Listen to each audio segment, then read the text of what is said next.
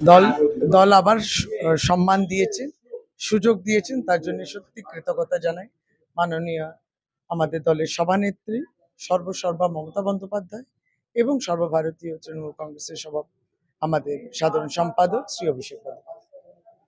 যারা 14ই মার্চ যেই জায়গা আমরা দাঁড়িয়ে রয়েছি, এটা আমাদের বাড়ি এবং অজিত পাজার বাড়ি এবং কার্যালয় আমাদের। সেইখানে আমার দলীয় ফ্লেক্স, আমার দলীয় প্রচার, আমরা ব্যানার তুলছিলাম এবং আমারই দলীয় সমর্থকরা ছিল এবং তাদের উপর আক্রমণ করলেন বিজেপি গুন্ডার দল। এইটাই বাংলা কলকাতা দেখল। সেদিনকে তাদের সর্বসর্বা নরেন্দ্র মোদীজি ব্রিগেডে র্যালি সম্বোধন করবে, আর ওই র্যালি থেকেও আমরা শুনেছি বিভিন্ন রকমের কুরুচিকর মন্তব্য করা হয়েছে। এই হামলার পরেও আমরা দেখলাম কোনো অনুতাপ নেই, কোনো রকমের অনুশোচনা নেই যে এরকম একটা আক্রমণ করা হলো একজন মহিলার উপরে।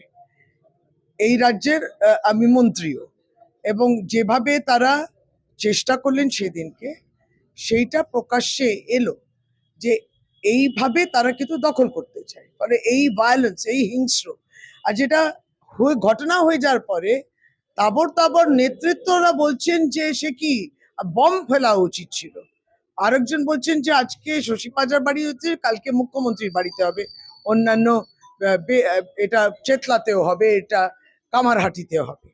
মানে কোনো রকম আক্ষেপ নেই যে তাদের ভারতীয় জনতা পার্টির কাডারদের উপরে তাদের কোনো নিয়ন্ত্রণ নেই, এবং এই হিংস্রকে প্ররোচনা তারাই দিচ্ছেন।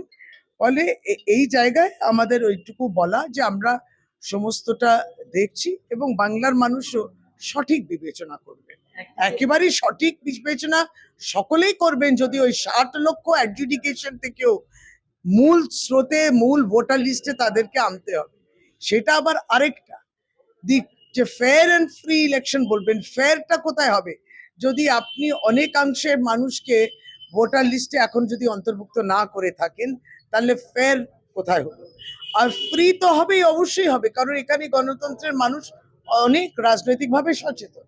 কিন্তু ভারতীয় জনতা পার্টি এখন থেকে মারধর ইত্যাদি, পরের দিন দিনহাটা কুচবিহারেও হয়েছিল, এইটা যদি সৃষ্টি করে তৈরি, আর আমরা বারংবার যদি দেখাই যে আমরা সংযত, কোনো না কোনো সময়ে বাধকতা তো ছিড়বে। একদিকে বলছে বেটি বাঁচাও বেটি পড়াও, ফেস থেকে একদিকে দেখা যাচ্ছে এক মহিলা এমএলএর বাড়িতে আক্রমণ হলো, তিনি আহত, মানে আপনি, তারপরে তার বলা হচ্ছে এরপরে সংযত না হলে তার গায়ে অনেক জায়গায় ব্যান্ডেজ হবে। শুধু তাই, হ্যাঁ, শুধু তাই নয়, বলছি যে আমি খুব খুশি, মানে দিলীপ বাবু বলছেন যে আমি খুব খুশি যে ভারতীয় জনতা পার্টির ক্যাডাররা তৈরি হয়ে গেছে, মানে মারধর করার জন্য তারা তৈরি হয়ে গেছে। অবাক হয়ে যাই এই ভাষা, এটা কি গণতান্ত্রিক ভাষা? এটা গণতন্ত্রে এই ভাষা কি স্বাগতম জানাবো? এবং এখন দেখুন ইলেকশন কমিশনের মাধ্যমে ইলেকশনের ডেটগুলোও ঘোষণা হয়ে গেছে, এই মুহূর্তে এমসিসিও চলছে। সেখানে আমরা মনে করি যে যখন এই ধরনের নেতৃত্ব তারা এইভাবে বক্তব্য রাখেন, তাহলে ওইগুলোকে যেন তারা কগনিসেন্সে নেবেন, মানে নোটিস করে তাদেরকে তো বলতে হবে, তাদেরকে সংযত থাকতে হবে। এগুলো কিন্তু হিংস্র একটা প্রতিক্রিয়া, এই বক্তব্যের মাধ্যমে কিন্তু ল অ্যান্ড অর্ডারের বিরুদ্ধে বিষয়টা যাচ্ছে। আমরা আশাবাদী এমসিসি যখন আছে এই সমস্তটা তারা নজরে রাখবেন।